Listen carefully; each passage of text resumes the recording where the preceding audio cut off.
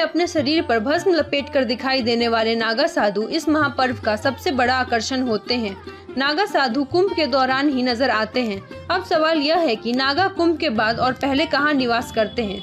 बहुत से लोग इस बारे में नहीं जानते हैं। लोगों के मन में यह जिज्ञासा रहती है कि नागा साधु केवल कुंभ के वक्त ही नजर आते हैं, बाकी समय यह अपना जीवन कहाँ व्यतीत करते हैं। हालांकि अब कुछ नागा साधु अपने अखाड़ों के परीक्षण केंद्रों में भी अपना समय देते हैं। आइए जानते हैं इस बारे में विस्तार से। ऐसा माना जाता है कि भगवान शिव के परम भक्त माने जाने वाले नागा साधु बड़े विध्वंसक होते हैं। अगर कोई इनके ज्यादा समीप जाने की कोशिश करता है या फिर इनके भेदों को जानने की कोशिश करता है तो यह अपनी तंत्र विद्या से उसका अहित कर देते हैं। नागा साधुओं को सामान्य तौर पर देखा नहीं जा सकता। ऐसा माना जाता है कि नागा साधु सिर्फ कुंभ मेले के दौरान नजर आते हैं और मेला खत्म होने के बाद गायब हो जाते हैं।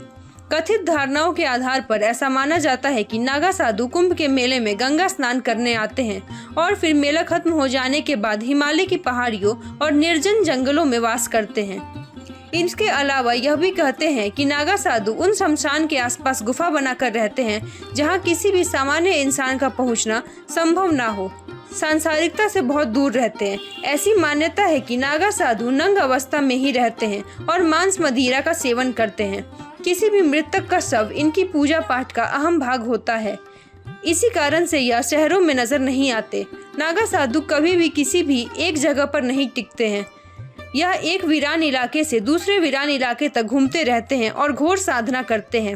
नागा साधु कुंभ और अर्ध कुंभ को महादेव का आशीर्वाद मानते हैं। इसी वजह से इनका दिखना सिर्फ इन्हीं दो पर्वों के दौरान हो पाता है।